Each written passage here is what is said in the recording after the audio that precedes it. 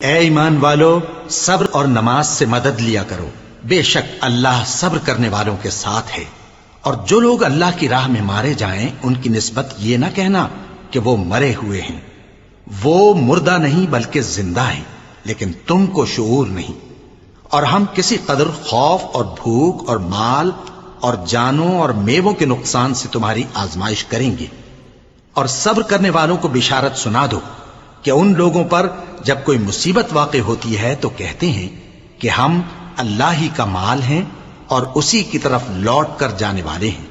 یہی لوگ ہیں جن پر ان کے پروردگار کی عنایتیں ہیں اور خصوصی رحمت بھی ہے، اور یہی سیدھے رستے پر ہیں۔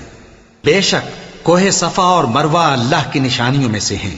تو جو شخص خانہ کعبہ کا حج یا عمرہ کرے اس پر کچھ گناہ نہیں کہ دونوں کے درمیان چکر لگائے، بلکہ یہ ایک نیک کام ہے، اور جو کوئی نیک کام کرے تو اللہ قدردان ہے، دانا ہے۔ جو لوگ ہمارے حکموں اور ہدایتوں کو جو ہم نے نازل کی ہیں کسی غرض فاسد سے چھپاتے ہیں، باوجود کہ ہم نے ان کو لوگوں کے سمجھانے کے لیے اپنی کتاب میں کھول کھول کر بیان کر دیا ہے، ایسوں پر اللہ اور تمام لعنت کرنے والے لعنت کرتے ہیں۔ ہاں، جو توبہ کرتے ہیں اور اپنی حالت درست کر لیتے ہیں اور احکام الہی کو صاف صاف بیان کر دیتے ہیں تو میں ان کے قصور معاف کر دیتا ہوں، اور میں بڑا معاف کرنے والا، بڑا مہربان ہوں۔ جو لوگ کافر ہوئے اور کافر ہی مرے، ایسوں پر اللہ کی اور فرشتوں کی اور انسانوں کی سب کی لعنت، وہ ہمیشہ اسی لعنت میں گرفتار رہیں گے۔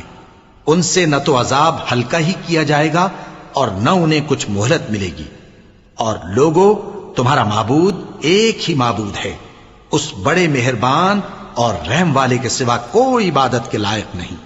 بے شک آسمانوں اور زمین کے پیدا کرنے میں اور رات اور دن کے ایک دوسرے کے پیچھے آنے جانے میں اور کشتیوں اور جہازوں میں جو سمندر میں لوگوں کے فائدے کے لیے رواں ہیں، اور میں جس کو اللہ آسمان سے برساتا اور اس سے زمین کو اس کے مردہ ہو جانے کے بعد زندہ یعنی خشک ہو جانے کے بعد سرسبز کر دیتا ہے، اور زمین پر ہر قسم کے جانور پھیلانے میں اور ہواؤں کے چلانے میں اور بادلوں میں جو آسمان اور زمین کے درمیان گھرے رہتے ہیں، عقل مندوں کے لیے اللہ کی قدرت کی نشانیاں ہیں۔ اور بعض لوگ ایسے ہیں جو غیر اللہ کو اللہ کا شریک بناتے اور ان سے اللہ کی سی محبت کرتے ہیں، لیکن جو ایمان والے ہیں وہ تو اللہ ہی کے سب سے زیادہ دوست دار ہیں۔ اور اے کاش ظالم لوگ جو بات عذاب کے وقت دیکھیں گے اب دیکھ لیتے کہ سب طرح کی طاقت اللہ ہی کو ہے، اور یہ کہ اللہ سخت عذاب کرنے والا ہے۔ اس دن کفر کے پیشوا اپنے پیروں سے بیزاری ظاہر کریں گے اور دونوں عذاب الہی دیکھ لیں گے اور ان کے آپس کے تعلقات منقطع ہو جائیں گے۔ یہ حال دیکھ کر پیروی کرنے والے حسرت سے کہیں گے کہ اے کاش ہمیں پھر دنیا میں جانا نصیب ہو، تاکہ جس طرح یہ ہم سے بیزار ہو رہے ہیں اسی طرح ہم بھی ان سے بیزار ہوں۔ اس طرح اللہ ان کے اعمال حسرت بنا کر دکھائے گا